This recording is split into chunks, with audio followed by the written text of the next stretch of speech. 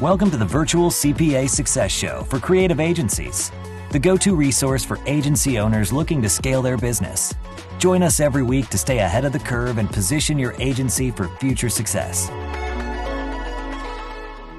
Hey y'all, on today's show we're going to talk with Tammy Bjelland of Workplaceless about the current state of the hybrid work environment, some tips for managers to improve engagement with their remote team, and our favorite software tools to make hybrid work more successful for everyone. We had a ton of fun talking with Tammy, and be sure to stick around until the end to hear about Jody Grunden's most unusual job. Enjoy the show.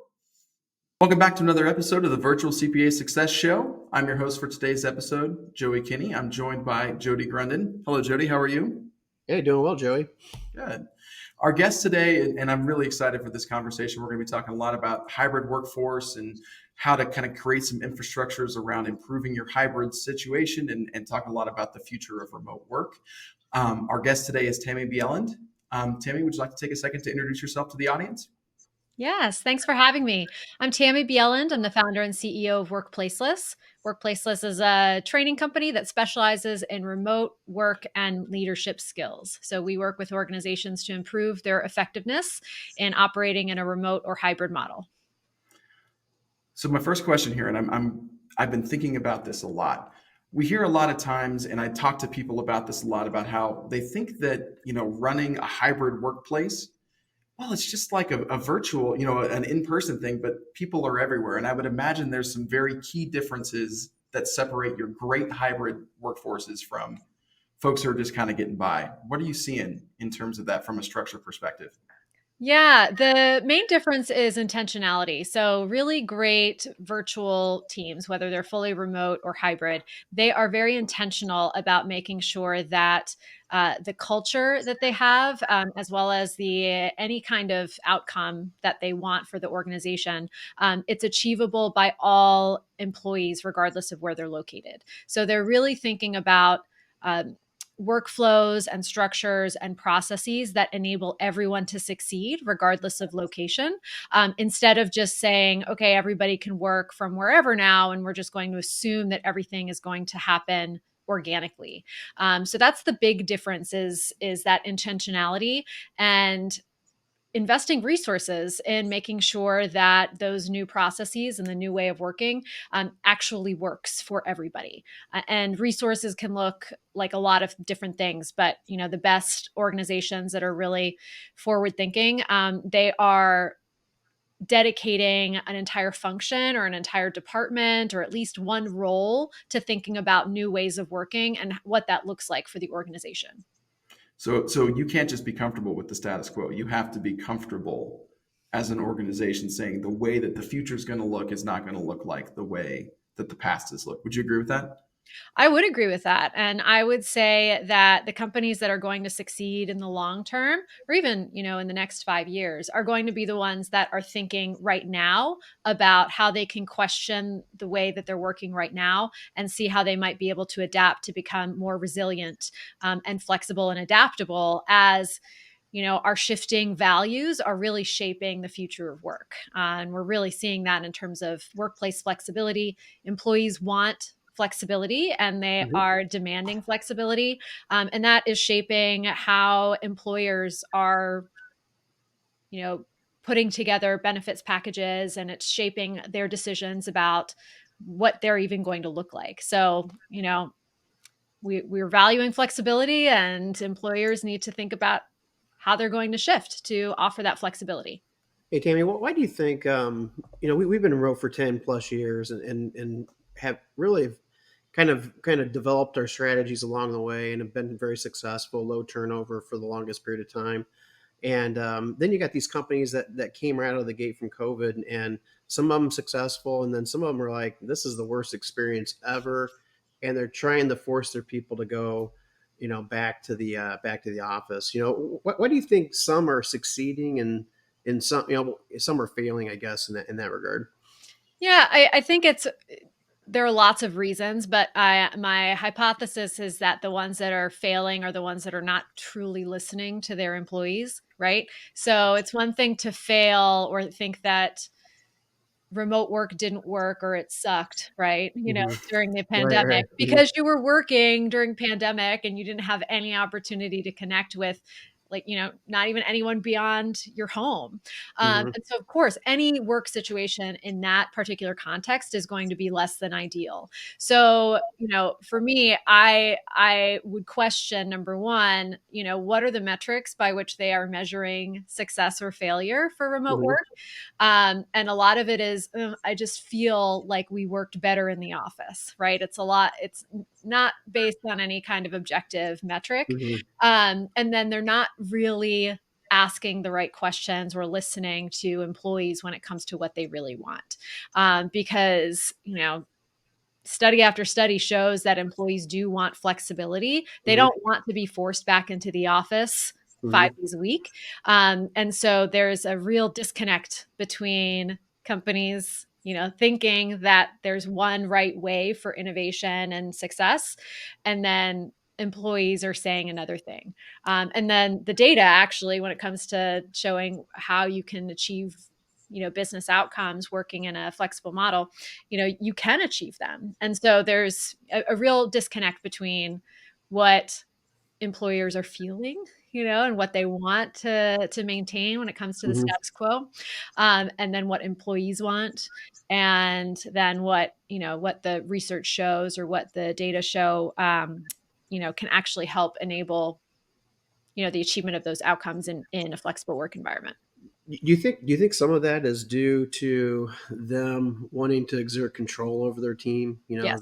The fact that they can't see their people, that all of a sudden that means they're not working, or Yes, they try to absolutely. call somebody and they don't pick up right away, or they're on a Zoom call, they're not answering right away, so that automatically the assumption is they must not be working. Is that, do you see that at all, or do you think that at Yes. all? Every time I see anyone quoted or say anything regarding, I need them in the office because I need to know that they're being productive, that to me tells me more about their management style Mm-hmm. than anything about the productivity levels of their employees. It just means to me that you only rely on one input to to gauge whether somebody is achieving what they're supposed to achieve, and that's just like a visual. You need to be able to Mm-hmm. see them in their seat, but you don't know if those people are actually working. They could be in the office, they could be shopping online, they could be, Yep. just not being or not making effective use of time. Guaranteed they're all on Zoom calls, right? So Mm-hmm. Yeah. they can easily do that from home. So it absolutely is a question of control. And then the other factor that I don't think we're talking about enough is real estate. The companies have spent how many millions and millions and millions of dollars on real Sure. estate. They have long-term leases. In many cases, they've invested a Mm-hmm. lot of money in redesigning workspaces that are optimized for collaboration, et cetera. Mm-hmm. And so they don't want to they don't want to waste the money that they've invested in real estate. And I don't think that we're talking enough about that being a huge driver Mm-hmm. in that push to return to office. Because when you look at the actual reasons that they're telling people to come back, a little shaky, those Yeah. Oh, yeah. those are a little Because shaky. it's kind of funny you mentioned real estate, Tam, because when we first went remote back in 2012, 2013, 14, that time frame, a lot of it was the fact that we were kind of held hostage to our real estate. And at that time I said, as an accountant, I thought, hey, everybody should own their own real estate and blah, blah, blah. And then what happened was we started making decisions on how many office spaces we had left, whether we hire that person now or later, or do we put people in cubes, or how do we manage around the office space? Now it's kind of the opposite, where now they got an abundance of office space Mhm. and they're making the same decisions, but they're basing it on that. So it's kind of how it's really kind of turned completely, from 10 years ago to now. Same situation. They're letting the office dictate their Yeah. business planning. Mm-hmm. And I mean, real estate, commercial real estate is an important part of the economy. So I do, I'm not gonna, say everybody give up their office leases. I think that Mm-hmm. that could have, some repercussions Oh, that for might sure. be less than ideal. But when it comes to, offering workplace flexibility, I would just question the reasoning. Mhm. I would prefer companies to be transparent about the reasons, right, Mhm. for rescinding any kind of flexible work options. Because to me, veiling it with, we care about productivity and we care about culture, that Mhm. to me is not genuine. And to me, that means that employees are just not likely to trust, you Right. know, any kind of decision that the employer might make when it comes to shifting their policies. And, employers have every right to do whatever they want. A company can do whatever they want. They can offer remote work. They cannot offer remote work. And they can be honest about the reasons, or they cannot be honest about the reasons, and they're within their rights to do that. But then they need to be aware that employees in the workforce are smart, and we're going to Mhm. make decisions based on alignment with our values. And if we value transparency and we value flexibility, we're not likely to look positively on a company that is not genuine. Mhm. Yeah, Tam, you mentioned trust. Joe, I'd like to kind of pass this to you. Mhm. I think trust is like control, but I think it comes down to trust. If you have got a really trusting company where trust is a big part of what you do, I think remote works fine. But if it's not a trust, where you don't trust your people, you don't trust that they're going to be doing the work, I think that's where it might start kind of fall apart. And Joe, kind of asking you the same question there. I know you've got experience Mhm. outside of working with Anders here. What's your thought about that coming into this environment, and maybe an environment you had prior to this?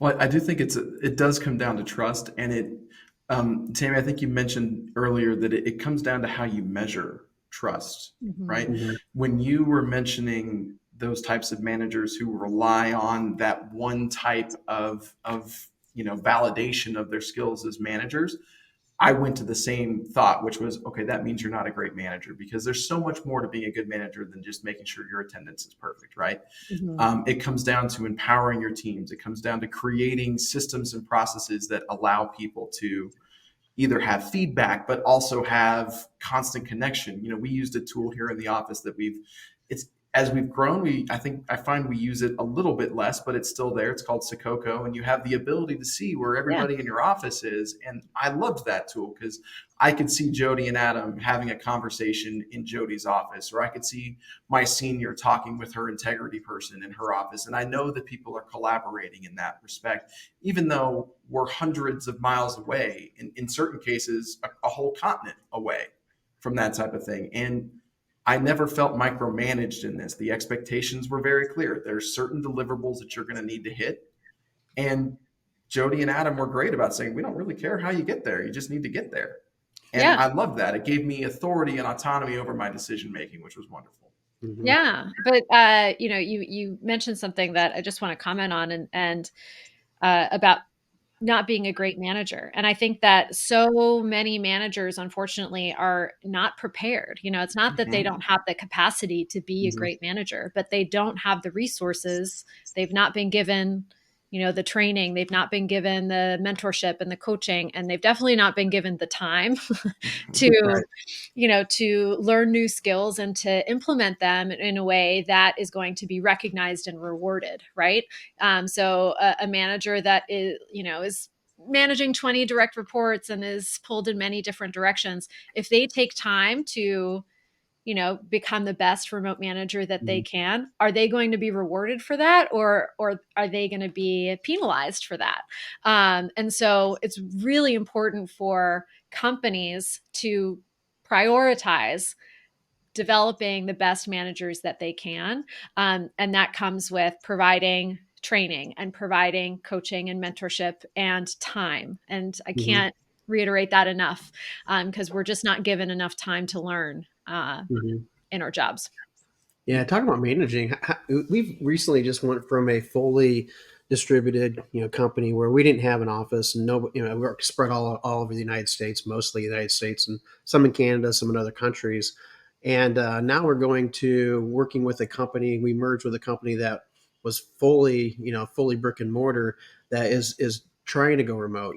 They're doing the 2 to 3 day, in the office, and then out of the office type of a type of experiment there.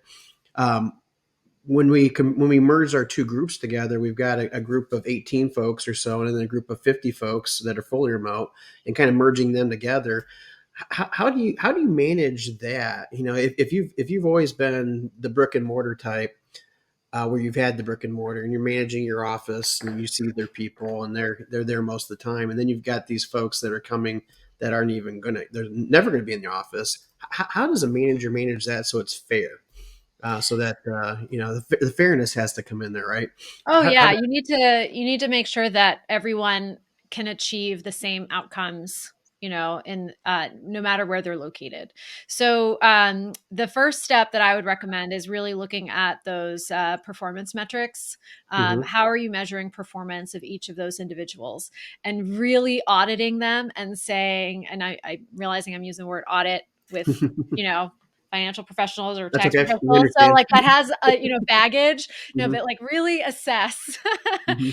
your performance metrics, to make sure that they're achievable and measurable, whether that employee is remote or in person. So if you're using any kind of metric that is like based on presence or, anything that could be coded as in person, Mhm. that needs to be adjusted so that it is equitable. Um, so that's the first thing that I would suggest. And then, so that's performance metrics. The second Mhm. thing is, I would really recommend looking at your culture and how you're enabling employees at all locations, how you're enabling them to really connect with one another and to Mhm. connect with the organization and the mission. So, what kind of rituals did you have in office? How could you make sure that the purpose of that ritual can be replicated online? And I'm not saying that, if you have a happy hour in person, you should that translates exactly to a virtual happy hour. Mhm. Because often, I think that's the easy default way to, translate in-person Mhm. culture to virtual culture. And that doesn't always work because virtual happy hours are kind of, not as fun as, Right. you know. Exactly. At Exactly. the end of the day, you're still drinking alone at your Yeah, computer to this put time. it mildly, exactly. Yeah, you're basically like encouraging what you want to discourage, which is, you know. So really thinking about how you can, like, what's the feeling that we get when we are, having that happy hour, and how can we replicate something like that in a way where everybody can participate that wants to, and you have that end result be the same. So first thing, performance metrics. Second thing is, Mhm. what are the examples, the manifestations of culture, and how does everyone participate in those? And then the third thing I would say is really look at your like default methods for getting work done. And office-based managers and office-based employees of all levels, I would say, usually default to some sort of meeting to get work done. And that is, I would say pretty true in most organizations, in Mhm. general. Um, it's just easier, we have a decision to make. Let's meet later this week and let's hash this out and let's make a decision. Or, let's brainstorm some ideas for the retreat for next year. Let's all have a meeting. Like the default is to schedule a meeting. And that is a very office centric method of getting work done, because you're excluding the people who then can't be in the meeting, whether that's because of scheduling, whether that's because of location, whether that's because of, they're just not able to join. Mhm.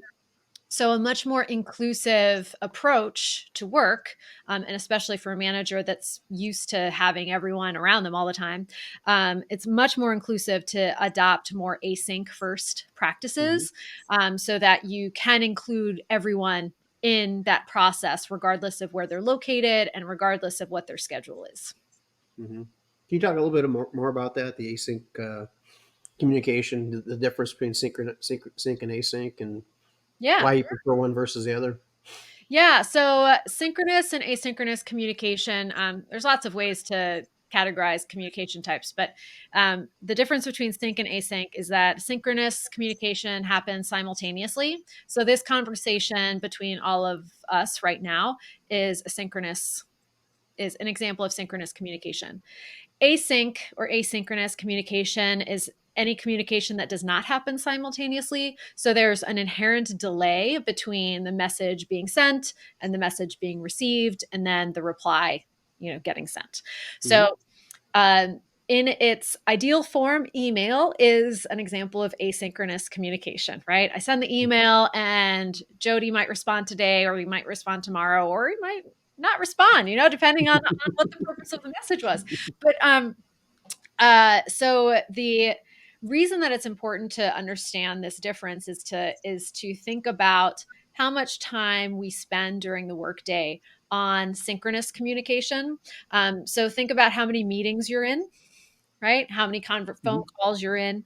And when you're in a meeting with 5 other people, with 10 other people, that's not just an hour of company time. It's 1 hour times however many people are there. So it's, 10 hours of company time in a meeting. And is that the best use of company time, right? To accomplish that particular purpose. So in most companies, there's an imbalance of synchronous and asynchronous. The default is usually sync communication to get anything done. And in teams that are very adaptable and can effectively employ people from multiple time zones and with different schedules, those are the teams that adopt an async first approach, which shifts that default from synchronous to asynchronous. So instead of saying, let's schedule a meeting to talk about this, it's how can we do this asynchronously? How can we get input from multiple people, on their own time so that they've had a chance to think and contribute thoughtfully to this idea.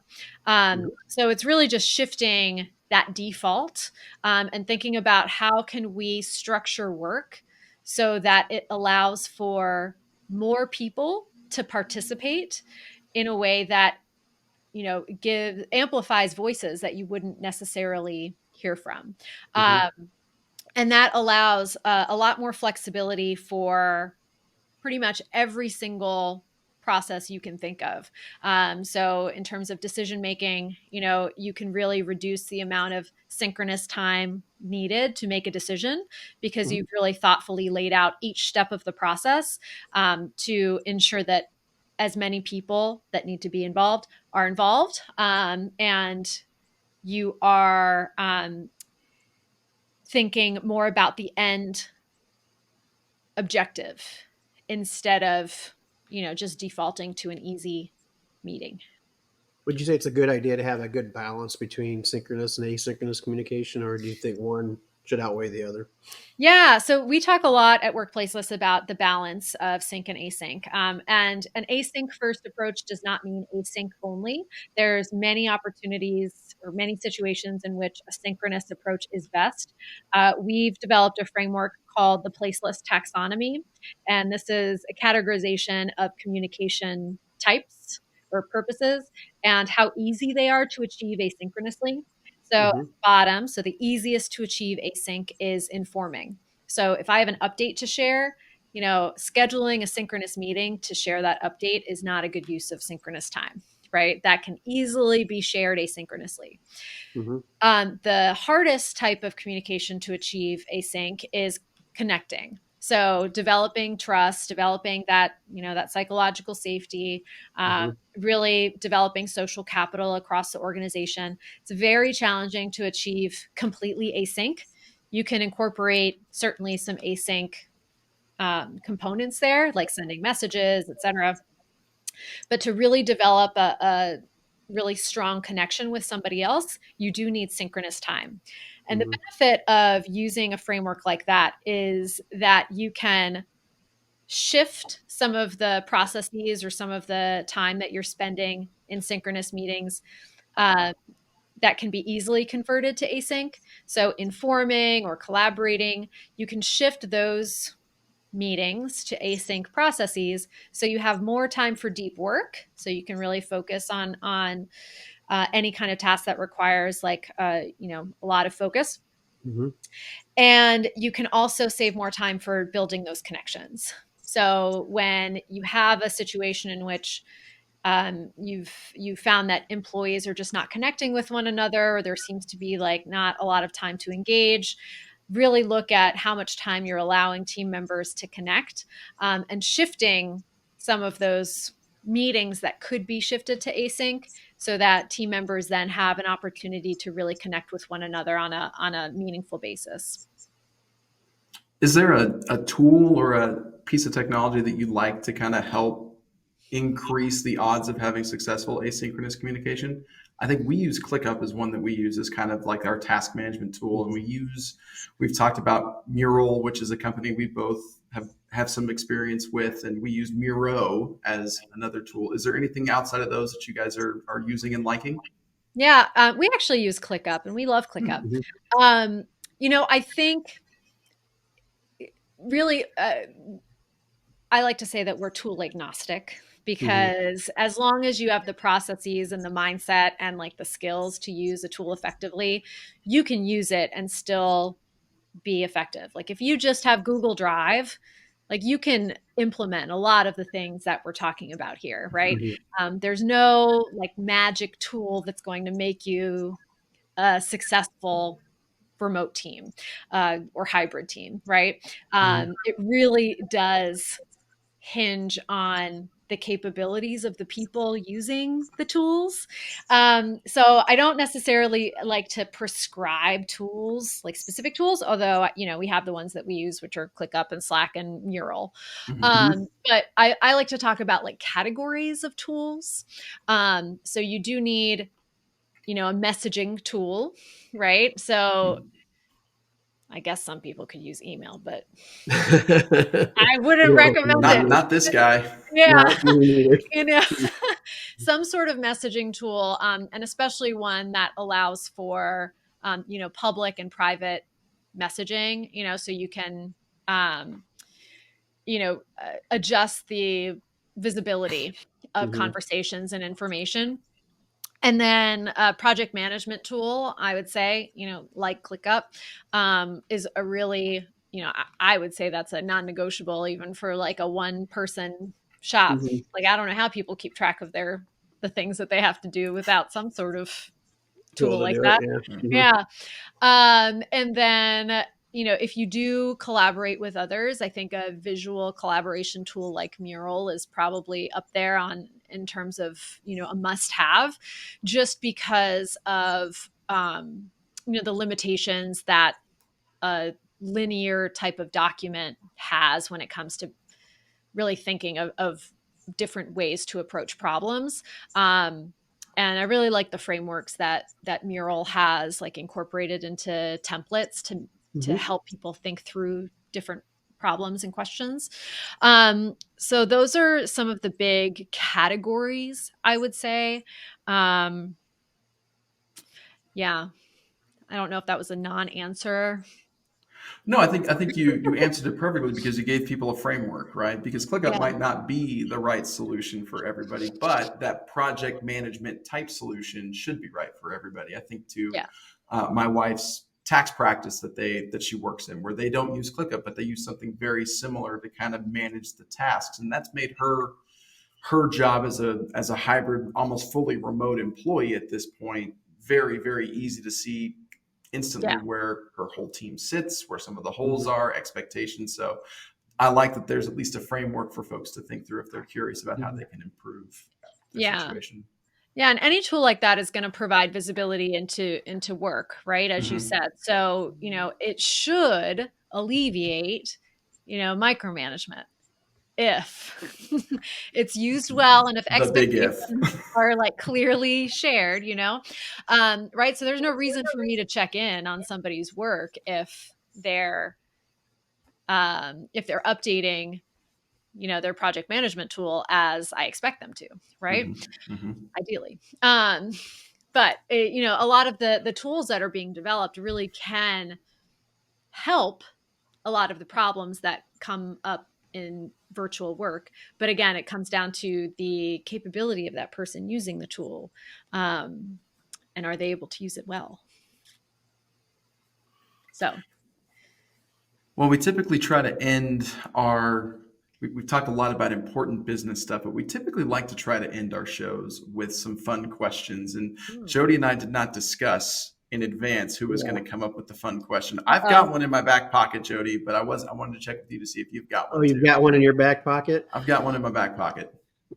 So, I would say, I think, we've all three, spoken with a lot of people over the years, a lot of different jobs that they've had, remote, non-remote, brick and mortar, all that kind of stuff. I would say, what's the most unusual job that you've ever had? And Joey, I'm going to start with you on that. The most unusual job you've ever had. Okay, so the most unusual job, I'll say this is an unusual job for an accountant. So the most unusual job that I had for an accountant later in life was I spent a summer in Wichita, which Jody and I have bonded over our love for Wichita, as his daughter lives in Wichita for at least the foreseeable future. When I was in college over a summer, and I did an internship with a radio station where I was intern Joey, answering phone calls and routing stuff through the radio station and doing all that, giving out some ridiculous hot sports takes and just having some fun with the local radio show in Wichita. It was a lot of fun. That sounds fun. Accountant radio very show. Non-accountanty type answer. All the rest of my jobs have been very much like, oh, this guy's definitely an accountant. So that's probably the one that doesn't fit. Okay, Tammy, let's hear yours. So I was on semester at sea for a semester, and I was the assistant IT coordinator. So I helped people like connect to the internet. This was like in 2009. So, we definitely had the internet, but on a cruise ship, it was spotty at best. And like, I think there was a very low number of people that could be connected to the internet at the same time. So my job was helping support people who needed to connect online and helped with we had like a little computer lab. And then also we had what were called lifelong learners. So they were, it was mostly students on the ship, but in like college age students, but there were also lifelong learners who most of them were like retired, professionals, and they came on board. And a significant number of them, one of the reasons that they came on board was they wanted to improve their computer skills. So helping some of the lifelong learners like access the internet and use computers. So that was the most unusual, just because it was a first and only time I've ever worked in that capacity. And also to have like the challenges of like connectivity on a cruise ship in 2009. Cruise ship. Wow. And then of course I got to see the world, which was pretty awesome. Yeah, I was gonna say that would be really cool. But where did your cruise ship? Where do you typically go on a cruise ship?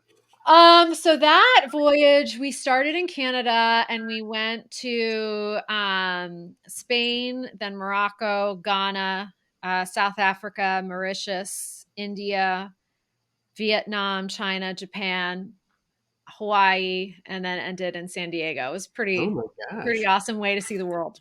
Were you able to get off the cruise ship at all, or were you on it? Oh yeah. I was the semester at sea is usually affiliated with a university. So at that time it was University of Virginia. And so they had faculty and staff members from like higher education join. And so I was, one of those lucky people. So I got to work on a cruise ship. But yeah, so that's my most unique. Yeah, that's definitely a lucky person, man. I definitely went to the wrong school because I wasn't offered that opportunity. You could go, the lifelong learners. Anyone can go. Actually, there was this one family, and it was a very young couple. They were probably in their 30s, and they had like young kids, and they were part of the lifelong learner program. And I was like, oh, that's my dream. Like, it's awesome. Just travel the world. Yeah. Yeah, wow. I'm not going to be able to beat either one of yours. My most unusual job was actually couple different things. I sold knives while I was going to college. That's how I paid my way through college. So I sold knives. But before that, in high school, I shoveled horse manure. So that was my big job, is to go to the horse stalls and all day long and shovel horse manure. And that was probably the most disgusting job I think I've ever had. Yeah. Where did you grow up? Indiana. So Indiana, okay. so there's not a ton of horse ranches there, but I happen to live by one, and You found the one. yeah, I found the one. I got $50 for a day's worth of work. How about that? You know? Hey. Did you walk uphill both ways in the snow while you were doing it, Jody? Yeah, it was pretty much. I had to walk there. Wow. Walk there and walk back. Yeah. And so I imagine that was not your favorite job. Oh, by far not my favorite job. Yeah. Okay. I'd say I ranked right up with public accounting, right, one, two.